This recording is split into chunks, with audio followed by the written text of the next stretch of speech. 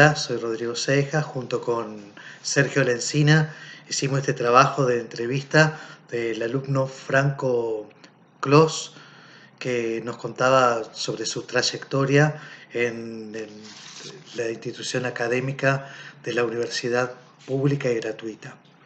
La primera pregunta que respondía Franco era: ¿cómo describirías la enseñanza en el contexto universitario? La idea, bajo la categoría de testimonio, que Franco brindara su respuesta de su propia experiencia. Obviamente no manejaba los autores que nosotros trabajamos en la cátedra. Nosotros extrapolamos una lógica de lectura en textos que entendimos que las docentes quieren que en esta segunda entrega del trabajo explicitemos, y es lo que voy a tratar de hacer. Franco responde más bien el qué es la enseñanza para él y no el cómo la describiría, es decir, no agrega elementos de descripción. Las definiciones con las que nosotros nos manejamos en nuestra vida y en los ámbitos académicos vienen de la tierra que pisamos, de nuestra propia experiencia. En nuestro propio contexto vamos construyendo nuestro significado.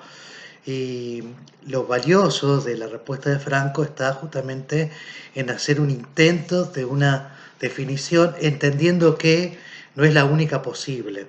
Pero sin embargo, en ese intento de definición hay un momento en el cual se distingue a él planteándose una posición al respecto. La segunda pregunta que hablábamos es: ¿qué imagen, momento o escena quedó marcada en la experiencia como estudiante? Él problematiza una situación particular por la cual atraviesa y que tiene sus devenires, angustias, esperanzas, y aparece hasta que aparece una resolución de la misma.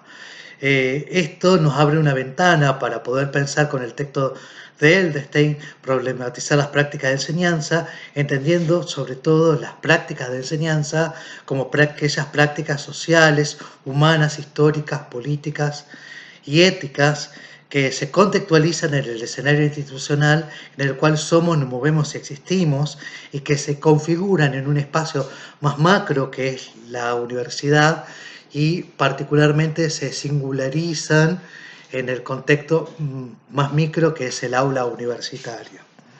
¿Qué significa para vos haber estudiado en la universidad pública? Es la tercera pregunta.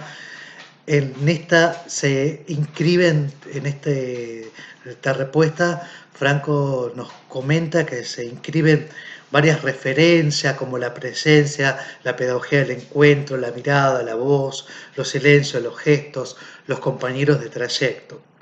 En la pregunta 4, ¿cómo fue la transformación de aquel estudiante que ingresó a la universidad y ahora el que es ahora? Nosotros hemos podido, en la respuesta de Franco, poder pensar el texto de Steinman que debatimos hoy en la didáctica, porque hay una primera cuestión que el sujeto del aprendizaje puede historizar para ubicar ese relato en distintos momentos y distintos elementos que complejizan su aprendizaje.